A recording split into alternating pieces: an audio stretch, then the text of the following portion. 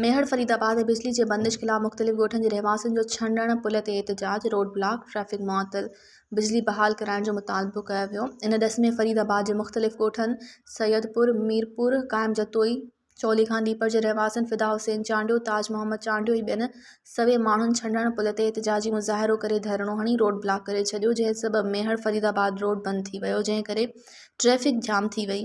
उन मौके ते मुज़ाहिरीन दानो त असां लखे माहवार पुल पेमेंट करे रहिया आहियूं, तंहिं बावजूद बि लाइनमैन इस्माइल डेरो रिश्वत न ॾियण करे असांजे ॻोठनि जी बिजली कटे छॾी आहे, जंहिं करे असां सख़्तु तकलीफ़ुनि खे मुंहुं ॾेई रहिया आहियूं।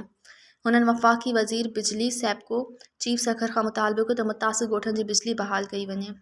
मज़ीद ख़बरनि ऐं तफ़सीलात लाइ विज़िट कयो असांजी वेबसाइट www.awamiNewsHD.com ऐं ॾिसंदा रहो अवामी न्यूज़ HD।